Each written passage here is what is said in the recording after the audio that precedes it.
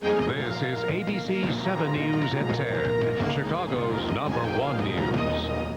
A very difficult and delicate operation in Iraq tonight. The U.S. military prepares to arrest an anti-American cleric who is holed up in a mosque.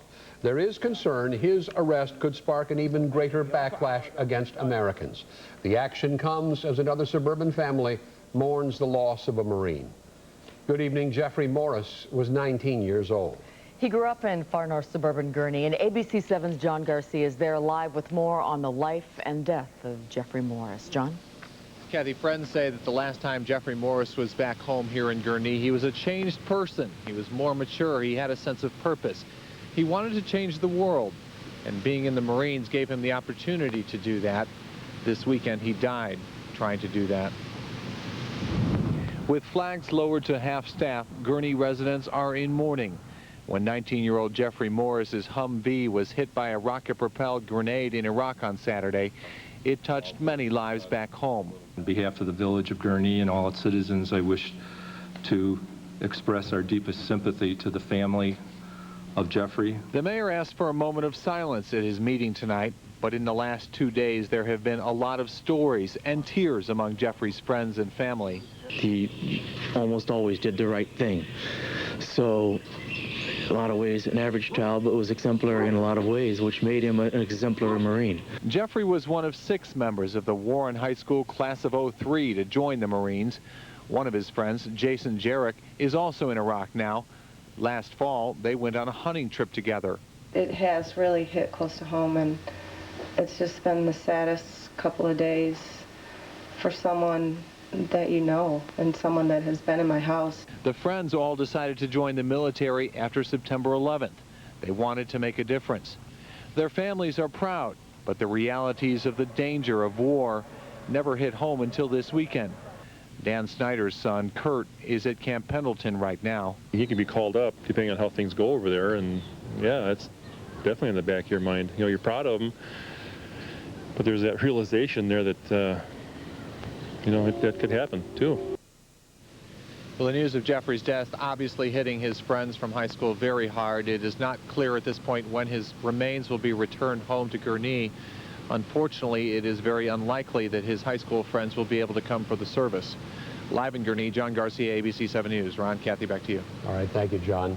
The Iraqi cleric believed responsible for recent violence is holed up in a mosque near Baghdad and says his supporters will stand up to America's military might. ABC 7's Cheryl Burton joins us with the latest developments on that front. Cheryl? Well, Ron, military officials believe Muqtada al-Sadr opposes the occupation and has told his followers to terrorize the enemy. Authorities call him an outlaw and say he is responsible for this latest deadly attack. Now there is a warrant out for his arrest for the murder of a rival cleric. One senior official said tonight al-Sadr and his militia have crossed the line. Now they will pay, and the action will be very divisive. U.S. authorities aren't saying when they'll arrest Shia Muslim cleric Muqtada al-Sadr. He is believed to be the man responsible for inciting much of the violence against coalition forces. His followers are promising any action taken against him will, quote, open the gates of hell. If he's arrested, he'll become a kind of martyr. If he's killed, he'll be even more of a martyr. But arresting him will be enormously complicated. Over the past 2 days, his followers have clashed with U.S. troops all across Iraq, resulting in the deaths of 8 American soldiers. The U.S. military is considering several options, including extending and rearranging troops already there. More than 130,000 Americans are currently on the ground, but over the next few weeks, that number will drop by 20,000 as some troops head home. Let's just say there'll be no advance warning.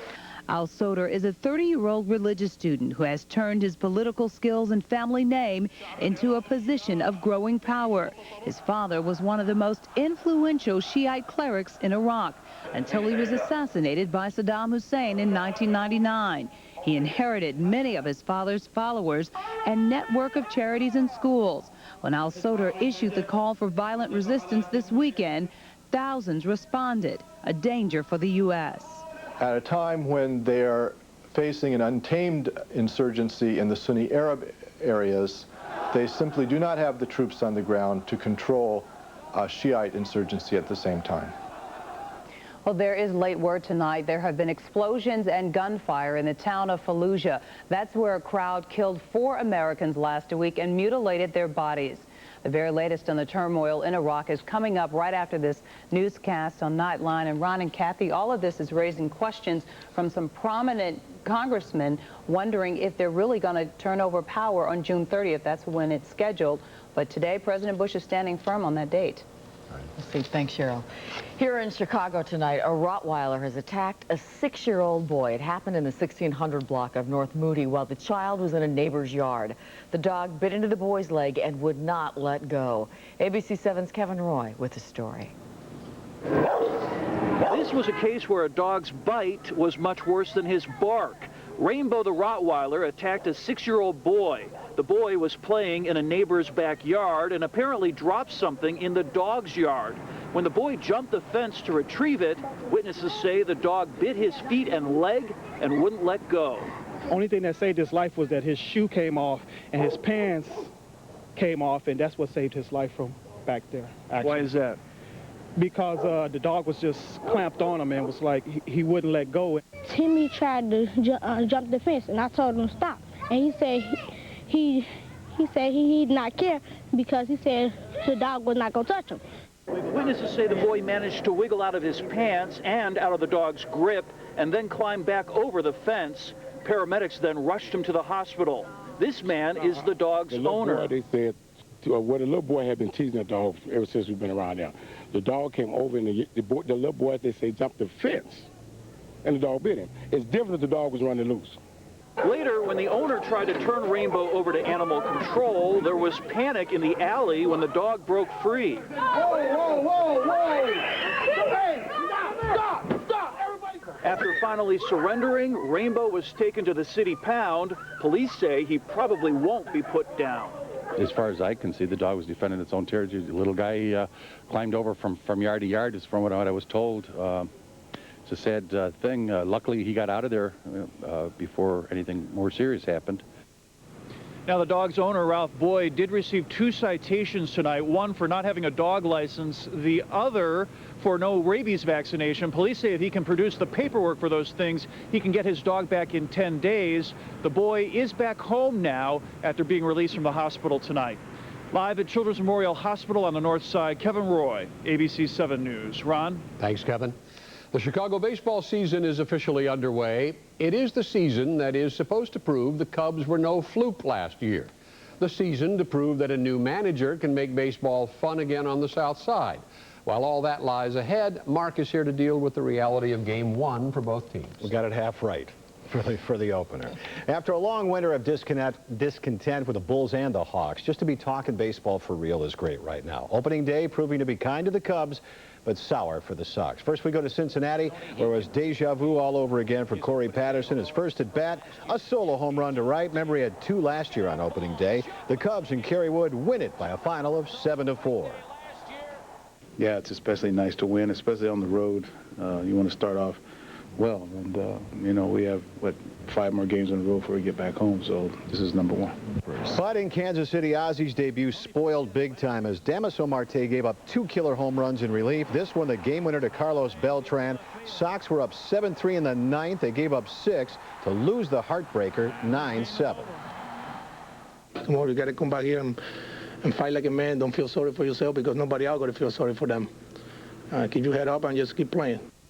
That's all you can do. Brad's in Cincinnati, Jeff's in Kansas City. We'll have the whole wrap-up in sports. Great. Thanks, Mark. Thanks, Mark. Still ahead tonight, more information about a terror plot foiled in London and big concern about what was seized from the suspected terrorists. Also, a young crusader against drugs and alcohol dies from binge drinking.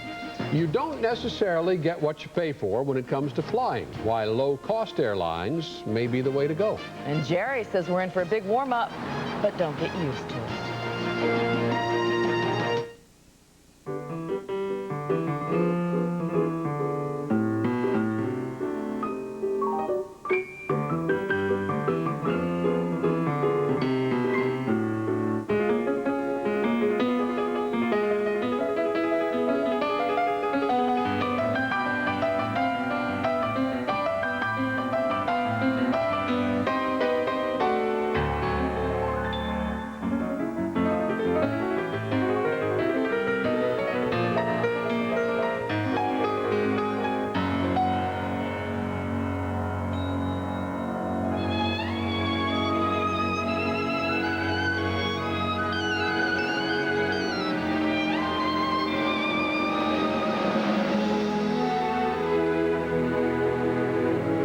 go in life is up to you.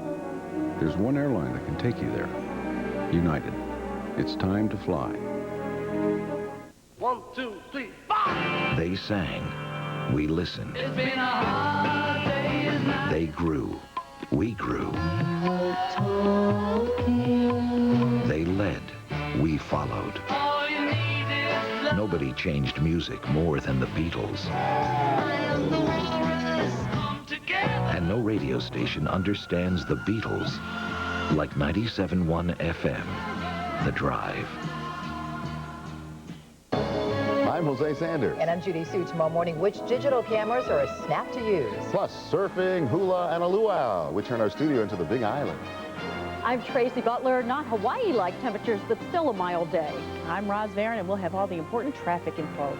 Tomorrow, beginning at 5 a.m.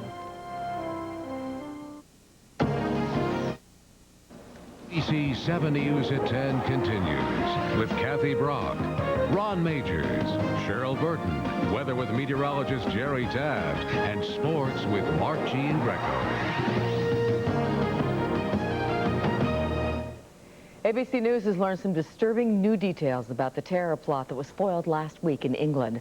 Anti-terrorism police seized a huge amount of material in and around London that could